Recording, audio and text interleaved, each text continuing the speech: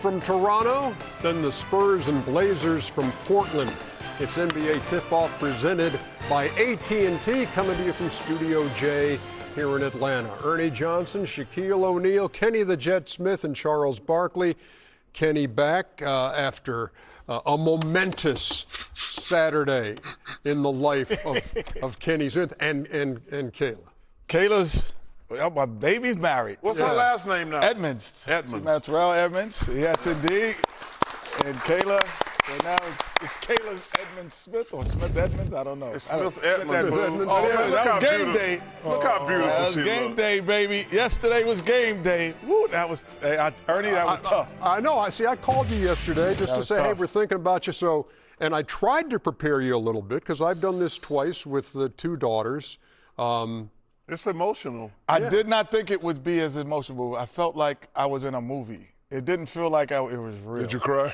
Oh, I teared up. I'm not gonna lie. What What was your daughter, daddy's song? Well, first we started with Sugar Pie Honey Bunch. That was a song that I used to sing to her. But then we went into Frankie Beverly, You Make Me Happy. As you know, that was my mom's favorite song. Yep. So we went into that, and we did our little dance. I did my hustle. We had the whole place going crazy. Woo! Great to have you back. Yes, Congrats, man. Yes. Now you're a father-in-law. He's laughing at me now because I'm still emotional about it. Yeah. But Rel, he's a great guy. I tell you, he's a great guy. He's a football player, right? Yes, he did. Yes, he did. Last year was with the Raiders. His brothers, all You pro. think he could tackle me? You know what? He has both of his brothers played in the NFL. I'm saying, you think he could tackle me? Easily. Easily. Okay. I'm Put it like this. Bring him in the studio one night. Yes, indeed. I'll truck him. I'm not even sure if I could call Shaq if I get in some trouble. He got some big brothers. I'll tell you right now. Hey, we'll handle them Edmond brothers. Me and Shaq. Are we ready to get to work here for an hour? Congrats. Let's do that. Game 3 of the Cavs-Raptors series became the Toronto version of an Oscar-winning film. Because while both Scotty Barnes and R.J. Barrett went for 33 on Thursday night, it was second-year man Jamison Battle who fueled a fourth-quarter run that broke open a tie game. Battle saw mop-up minutes in Game 1, didn't play in Game 2, had played 7 scoreless minutes in Game 3, and then he went off. It was one battle after another. He had 14 fourth-quarter points, hit all 5 shots he took, 4 of those from deep, as the Raptors got on the board in this series. I caught up with Jamison Battle this morning. Jamison, can you tell me what the last 24, 48, 72 hours have been like in your life? Yeah, it's been super cool. Obviously having a good performance in Game 3, but I think the biggest thing for me was just contributing to win and helping the team win. I think that's all I really care about, regardless of how many points I score, how much I play. I just want to see this team win, and I think seeing us win Game 3, seeing the momentum change a little bit, and bringing that to Game 4, that's our biggest focus, and that's my biggest focus as well. You know, it's one of the things I love about playoff basketball is sometimes it's a guy whose name is not on the marquee who becomes the story, who hears 20,000 folks screaming his name and you're getting chest bumped by teammates. Can you just tell me what that was like on Thursday night? Yeah, it was special. I mean, that's just the type of group we have, just the belief in everyone, regardless of if you're man 14 or you're man number 1. I think it's just being ready for that moment and being ready for the opportunity, regardless of where you are on the depth chart. You're always ready to go, and I think that's just professionalism that we have as a group, and that's just a family-oriented team we have, just because the belief in everybody is just so special. And then seeing that come to fruition and just being ready, staying ready, and just having an opportunity in a playoff game like that is it's pretty cool. I do want to kind of walk through that end of third quarter into the fourth quarter thing. So Darko put you in the game late in the third quarter. Did you think it was okay for the rest of the quarter, or did you know, hey, when we go to the fourth in a 2-point game, I'm on the floor? You know, I had no idea.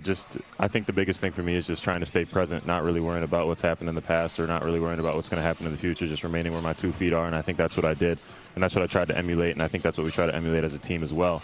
But just going in there when I'm on the floor, just trying to make an impact on defense, trying to make an impact on offense, and just bringing some juice for this team. Everybody talks about the three-pointers you hit, but how important was that floater you hit for your first bucket in terms of comfort level and confidence?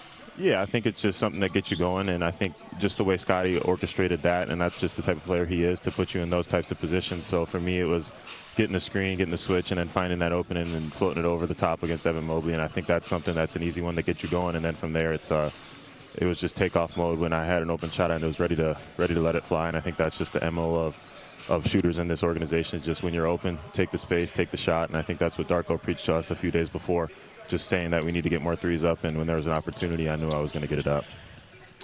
First experience in the playoffs, obviously. Not a whole lot of guys on your team have a lot of experience.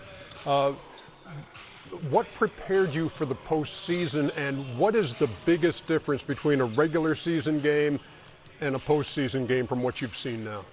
Yeah, I think one is just the atmosphere, but just the heightened competition. Understanding that, you have one series. You got to take it one game at a time within the series, and understanding that every game is important, and just from there you got to make the right adjustments, and you got to realize that every little thing matters. I mean, it's easy to say that in the regular season because there's 82 games, but really when there's 7 guaranteed games, if that, that there's so much important things that you have to look at, and it's all those little things, those minute details that really matter, and I think that's what we do a good job of from players, not only coaches, but just players. We all try to hone in on those little details to make sure that we're impacting winning.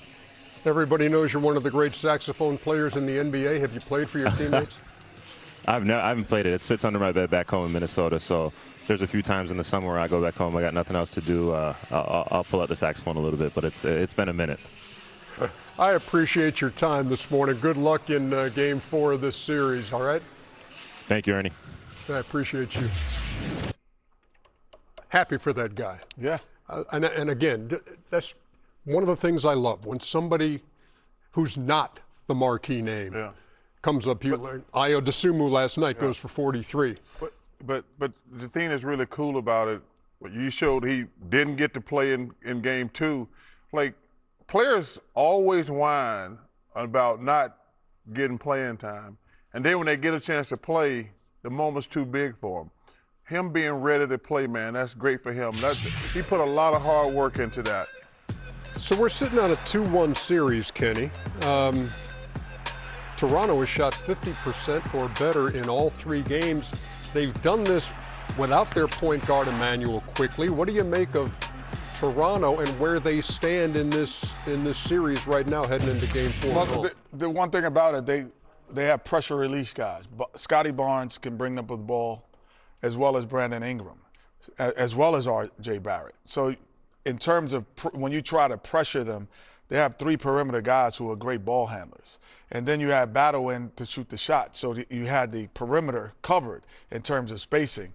I think that is one of the biggest things that I think Cleveland is not expecting, is the size on that perimeter with Barnes and Ingram, and you bring in Battle, and you bring in all of these guys. They have, and R.J. Barrett, they have length and size. And R.J. Barrett is just having a hell of a series based on the fact that he is the mismatch that they can't cover. It's like if we put our best defender on Ingram, or Barnes, he gets loose. And he is 6'9", handles the basketball, really a guard. When he was a Knick, he was a 2 guard. And this is now, he's playing more of a 3 as well. But who do you put on him at that size between Donovan Mitchell and James Harden? Those are tough covers for all of those guys to defend. He's averaging 26, shooting 64% in the series and 60% from 3. He's 9 out of 15. Meantime, Toronto's leading scorer is Brandon Ingram. He's done nothing in this series. Yeah, he's, he has to know and understand in this moment. Kenny has always said this is where you make a name for yourself. He hasn't played well at all, really relying on that jump shot. I played with a lot of shooters that when they weren't scored, D. Scott, Glenn Rice, they would automatically put the ball down, get to the hole, get fouled, go to the free throw line, and then come back out. He hasn't showed up at all. Cleveland's defense, little something lacking so far through 3 games. Last 2 games, 60 points in the paint allowed at least. Yeah. And again, Toronto shooting 50% in every game. Well, I think Cleveland got kind of lackadaisical because they won the first 2 games pretty easily. And then the Raptors came out and punched them in the mouth with intensity and finished them off down the stretch. They ended up beating them kind of bad, actually. But this is, to me, is a big game for Cleveland because, this is my team that come out of the East. They kind of relax. they don't they have relaxed players. You know, they have players. I've said the one thing, they don't have no killers. They're all really good players. But they don't have that one guy who's like a natural born killer, as I call it. You call irritant as well? They don't have the irritant. So they don't have an irritant. Like I always said, if you're gonna have a good team, you gotta have a crazy dude. They don't have that. Yeah, but Mobley to me is the guy. He's Defensive Player of the Year. He should take the challenge. And you know how I feel about Jared Allen. He's one of the most talented big guys in the league, but he's just a really nice guy. He's had no double-doubles in the series, 2 offensive rebounds in 80 minutes. I told you, I love his game, but he's one of those guys who's just a really nice guy. If he had a motor, he'd be one of the best players in the NBA. But today, this game to me, I know what I'm going to get from Donovan and James. To me, the big guys, Kenny say, Barrett's a matchup. If you're the Defensive Player of the Year, you got to do like Rudy Gobert's doing, like, I'm the Defensive Player of the Year. I'm going to go against the joke and do my thing. To me, it's got to be Evan Mobley. But Allen and Mobley got to play well today and going forward if Cleveland's going to get out of the East. You seeing a 2-2 series here? You seeing a 3-1 Cavs? I mean, you know, I hate when players switch up. You know, we talk about the same thing every year when it comes to Donovan and James Harden. You got to step up in big moments. First 2 games, they played off each other very well. And, you know, last game, one had 15, one had 18. James had 8 turnovers. That's not going to get it done. They know this. They understand it. Even though their defense was bad, you know, Toronto was shooting 50%, they still won the first 2 games because, you know, the other 2 guys from Cleveland, they score. So if they score the ball and play well, I think they should be able to do. You know, it's hard when you're a superstar. You got to score. You got to get others involved. You got to play defense. You got to stay out of foul trouble. So for James and Donovan, they have to dominate offensively, period. So if those things happen, you're seeing 3-1? Yes. Okay. It's game 4 between the Cavs and the Raptors. That's what gets us started here today on ESPN.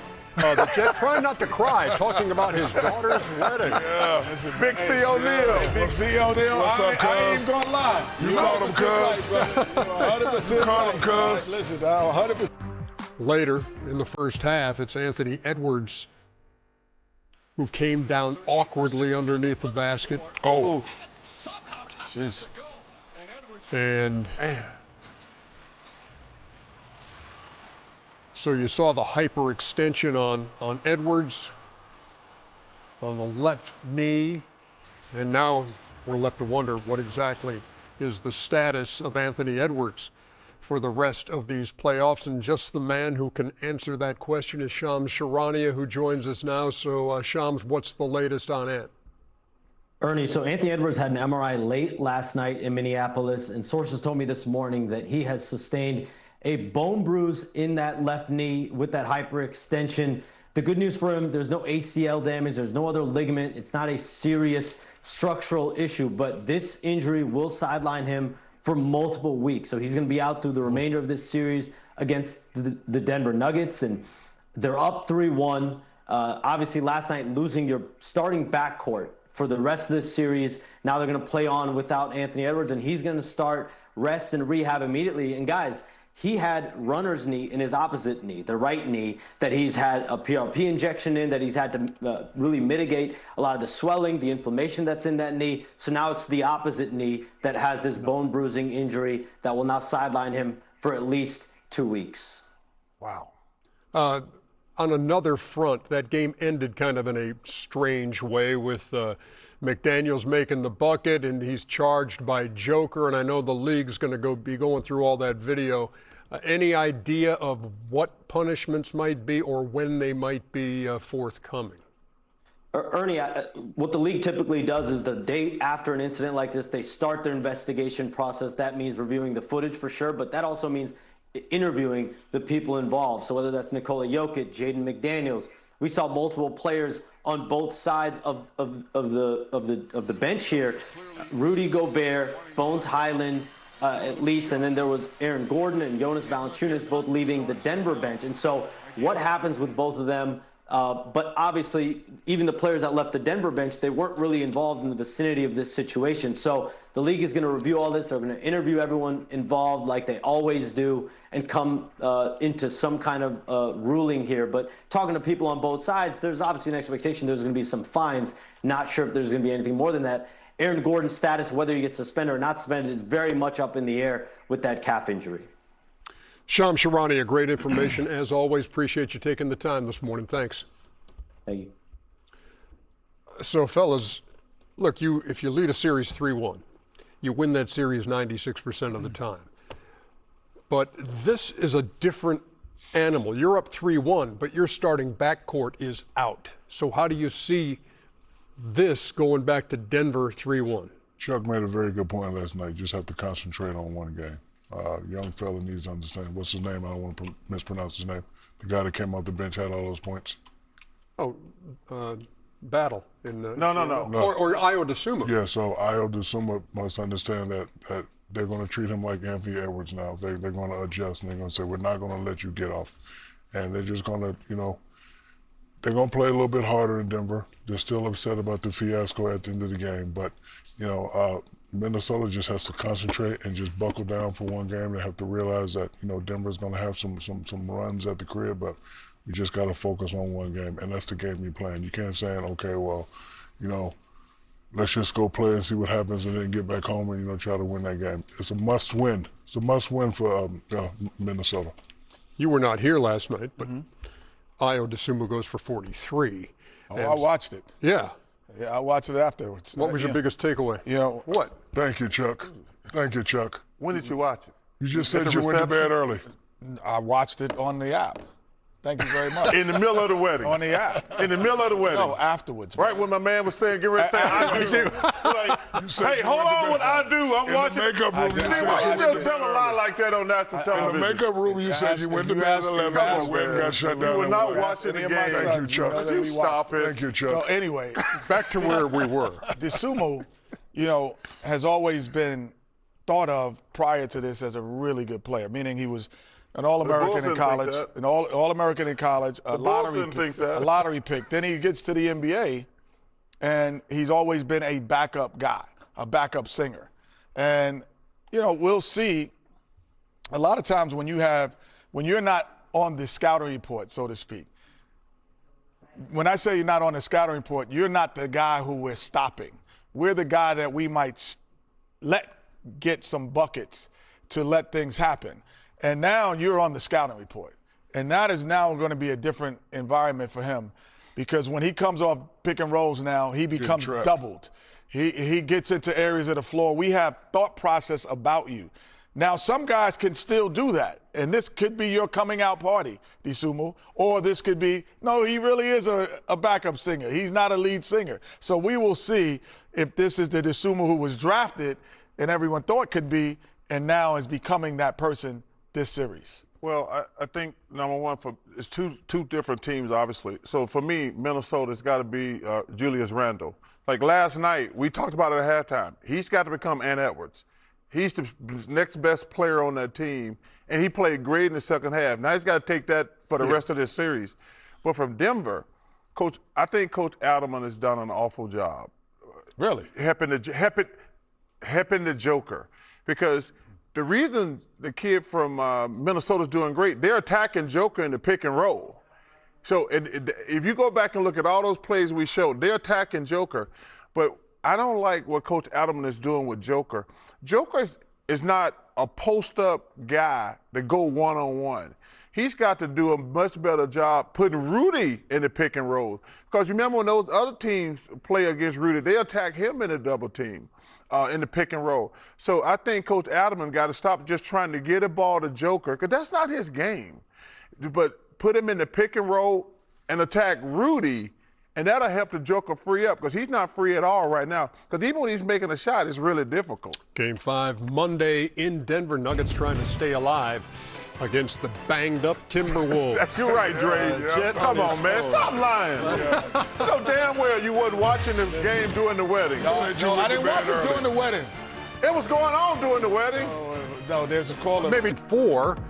Wemby's status after that concussion. We head to Portland, where the dancers are in full stride and where Malika Andrews is standing by. Standing by, Ernie, or dancing by a little bit? But you're absolutely right. The story of this game here is Victor Wembanyama. So let's just walk through the timeline that Victor has gone through since he sustained that concussion on Tuesday, right? Remember that he has to be away from basketball games for 48 hours at least, and until both the league and the team doctors clear him. So on Wednesday, that's 24 hours after that concussion was sustained, that's when he was able to get on the bike. He was able to do a little bit of light cardio, and he's still doing 2 neurological tests per day. On Thursday, that's when he was able to start doing some non-contact basketball activities that then ramped up on Friday. So the San Antonio Spurs, they were actually hopeful that he was going to be available, that he was going to be able to play on Friday. Obviously, that's not what came to fruition, but it was a good sign that he was in the arena. It was an incredibly loud, rocking environment, and you know with head injuries, sometimes that's not advised. So the fact that he felt well enough to be able to do that, that says something. I saw Victor yesterday. He went to the team's film session. He was all smiles. He seemed to be in a really good mood, and it's looking like we're going to know about 10 o'clock whether or not he's going to be able to go for this game. My understanding is there is some level of optimism that he's going to be available, but again, remember, there are multiple people, multiple doctors, both on the team side and on the league side, that are eventually going to have to clear him if he's going to be able to play. They are very, very cautious when it comes to concussions here, but they're hopeful. In the meantime, what they saw from Dylan Harper, what they were able to see from Stephon Castle, that was really encouraging for San Antonio. And if you're able to add Victor back into that mix, they're really optimistic about their chances in this series, Ernie. Malika Andrews, thank you very much, and great concentration given what's going on behind. I'm joining the party now, Ernie. You. I'm going to join the party now. Yeah, it's kind of. Got it. Let's go, girl. and you know what else? What else is really special? Is we'll be talking to your husband in the next segment. Dave McMenamin, your husband, will be joining us. I could not concentrate. Make him do the move. They was trying to battle us, Ernie. It was dance off with the Portland Trailblazers dancing team. We're ready. Tell them they doing that dance routine wrong back there. Everyone on Inside the NBA says y'all are rocking right now, and they're ready for a dance battle. They're ready to take you on, Chuck. It's you versus them. That's no contest. Battle. All right, thank you very much. Couldn't even concentrate. I was like, what is he saying? I know. If it's even possible to get this back to Game 4 between the Spurs and the Blazers. You know what song I was thinking while they was dancing? No, see, I was trying to get us back to basketball. No, what song were you thinking about? It was hard to concentrate, Ernie. What? Stephon Castle, Dylan Harper. You know I love sensational the other night. Mr. Harper, a good friend of ours, better be worried, because his son is coming. He gonna be the best player in the family soon. To me, Castle, you know I love Castle. Yes. I mean, I started watching him when we were at UConn a couple years ago. Breaking a sweat from that dance routine there, man. Working up. You lost a lot of weight, but you ain't in shape. Lost a lot of weight, but he ain't in shape. That's you know the only thing I'm really thinking? The only thing I'm really thinking. Bruno Mars concert last night. Oh my God, I love me some Bruno Mars. But the only thing I'm thinking is which one of y'all gonna give me mouth to mouth? Oh no, that's all right. I mean, you know, Kenny. Closest. I failed that class. You know, but Castle and Dylan, man, they got a bunch of really good players. I'm curious about the Wembanyama situation. Are they gonna play him, or just give him a few more days off? Because it would be must play if they had a lost game 3. Yeah. But I wonder if because number one, they still got a good solid team with or without the Wembanyama. So I just wonder what their mindset is gonna be. Because they don't probably play again to Tuesday or Wednesday. They'll play Tuesday. They'll play Tuesday, so he'd have almost a week off, basically. So, but I hope he plays today because he's such a great kid. And like I say, they got a great medical staff down there, and they're going to make a good decision. The Spurs took 2 out of 3 from them in the regular season. Wemby didn't play in any of those games. Wow. Go ahead. I would like to see him play if he's 1,000% healthy. You know, one thing you know with the Spurs, aka the system. They're going to play the same way. So, you know, the two young fellas out there they're playing phenomenal. They always play that way, you know, with or without Victor Wembanyama. They're confident now. They're super confident now.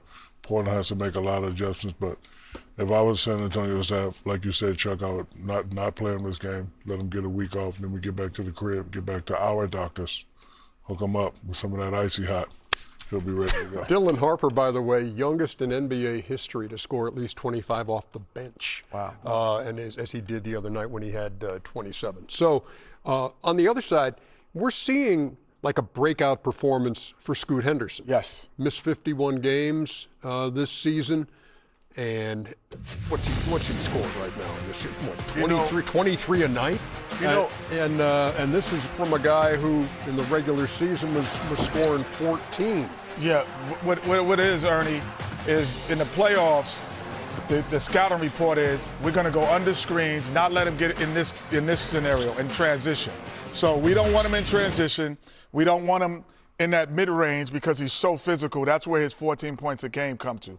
And this is when, and Shaq alluded to earlier, the regular season you make your name, the playoffs you make your fame. And because now the scouting reports go under the screen, and he's like, no, that is not the scouting report on me anymore. I worked on this all summer, and I've been knocking down shots from three, and I also have a step-back three that I just wasn't using as much. And now, because he's playing more minutes, he's getting to show that he can now knock down the three. And that was the only knock on him coming into the league. He was physical enough, he was athletic enough, he was strong enough, and it was like, can he knock down the three consistently to get to those things that he's great at? And that's what's happening in this series. And well, he's 12 out of 23 from deep. And you look at the good young teams in the NBA. Charlotte's got a good young team. The Atlanta Hawks got a good young team. Portland might be the best one out of the group. They got a bunch of really good young players, but we never show them. I don't know if they've been on national television at all. I watched them play last week against the Suns. I said, the Suns can't beat them. I said that going into the play-in. And I thought this would be a very good series. They're young. They got a really bright future. Coach Splitter's done a fabulous job. He really has. He's done a fabulous job, especially with all the noise was around that team. But so I'm looking forward to this game. Yeah. You said an interesting stat. I didn't know they had beaten them all those times without Wemby. Yeah. That's a good nugget right there. Meantime, Denny Avdia has been he's been good. amazing. And also you got the veteran presence of a guy like Drew Holiday, who's an NBA champion, who's played 100 games now in his playoff career. You know, I love Drew Holiday. One of 18 in the NBA. Active players. Easy, Kevin. Easy, Kevin. That's Chuck. I'm glad you had the right three of those.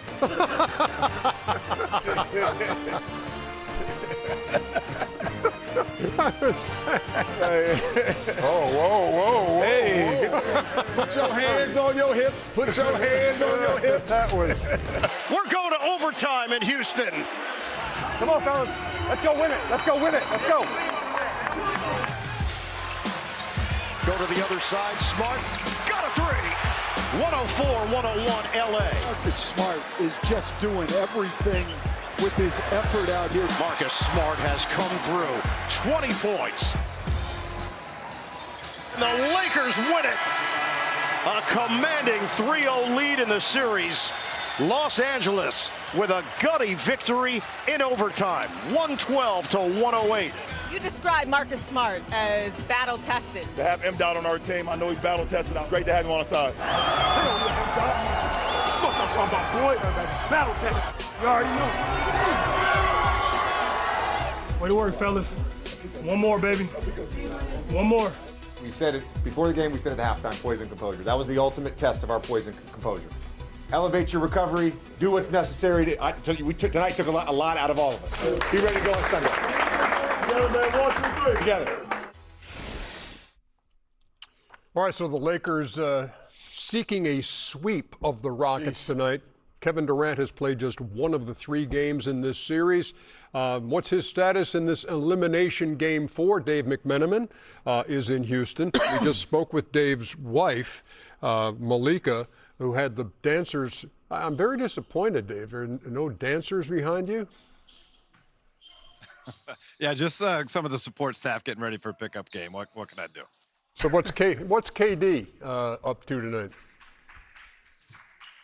Kevin Durant's in the building at the practice facility this morning. I'm told that he's continued his round-the-clock rehab on that left ankle of his. In Game 3, it was noticeable that he wasn't on the bench, but Ime Udoka told us reporters that he's actually was doing some underwater treadmill work as the game was going on. That same type of rehab has continued into Sunday, and the good thing about Game 4, it's a late tip-off, so he has even extra time to try to get his body right. Now, make of this what you will. Amen Thompson was asked about an hour ago how KD is feeling, and he said, to be honest with you, I don't know. So whether that means KD's been doing all of his rehab away from the team or the team hasn't really necessarily been checking in on him, that's another dynamic to look for as we head towards tip-off. Dave, any indication from the Lakers if Luka or Austin Reeves are any closer to being able to play? You know, Austin had a oblique injury that was supposed to have a 4 to 6 week recovery window. He's just past basically 3.5 weeks right now. It was surprising to some folks around the team that he was upgraded to questionable for Game 3. He was able to go to the arena yesterday for some shots. He's still questionable for Game 4, and I imagine just like he did for Game 3, he'll get out there on the court, see how things feel, check in with the medical staff, check in with the coaching staff in the front office, and they'll make a decision. But when you're up 3-0, there's no need necessarily to try to rush him back for today's game. As for Luka Doncic, he's back from Spain after getting treatment on that hamstring. He's around the team. He is in Houston with the team, but there's been no progression in terms of his on-court work. He did some very light shooting in LA before the team got to Houston, but there's still some time before we're going to start circling a calendar date when he could be back on the court in an actual game.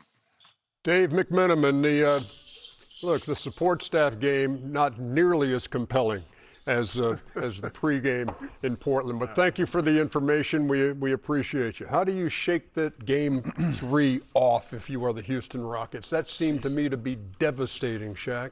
They definitely gave that game away. You know, lack of concentration down the stretch. You know, you got to play with more energy.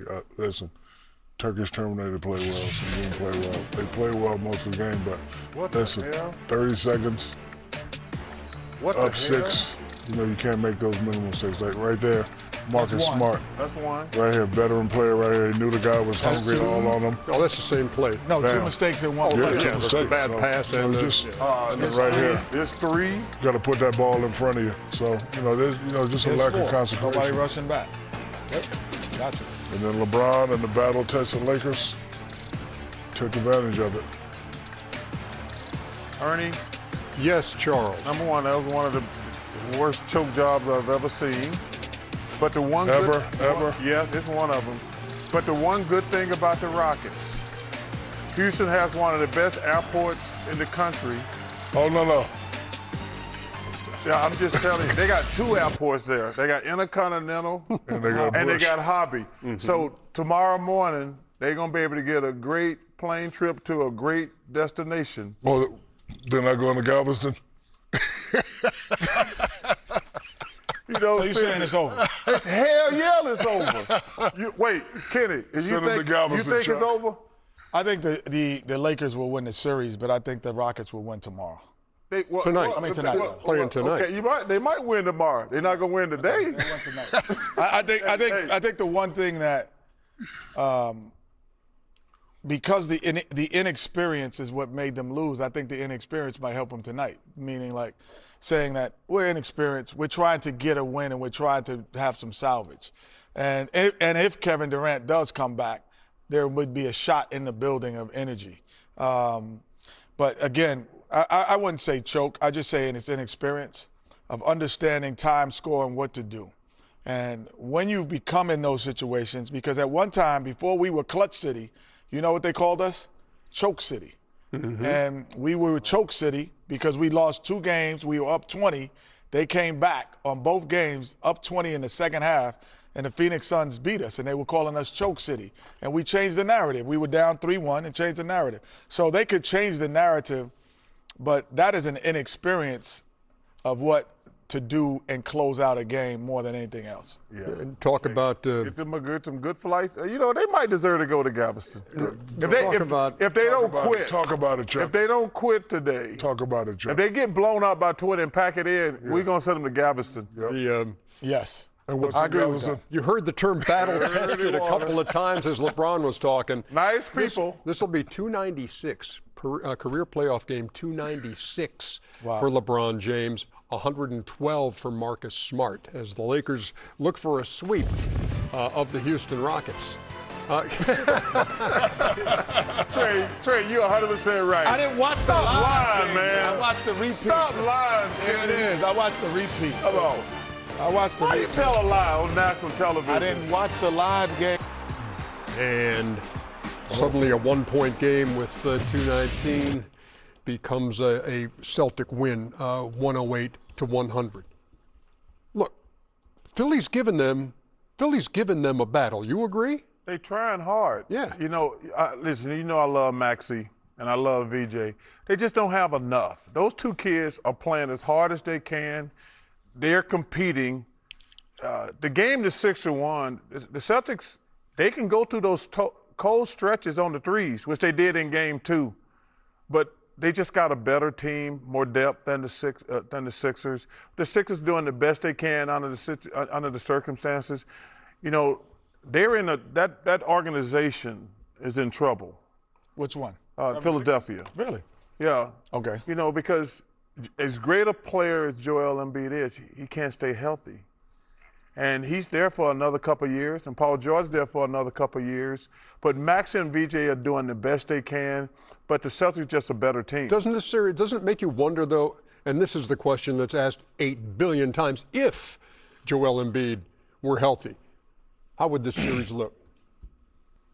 If Charles, I ain't gonna say it, but I mean, we don't know. We'll never know. You know, he hasn't been healthy for a long time, and it's unfortunate because, you know, he was one of my favorite players. I remember 3 or 4 years ago we was talking, you know, him and Joker back to back as, you know, who is the best big man in the league. But, you know, we can't rely on ifs. You know, they are playing hard, just not good enough. And but, you know, Boston has to do a better job of not fiddling around with teams, and if they want to win another championship, they got to put lesser teams away early. Boston, to your point on the threes, plus 42 in this series from the promised land.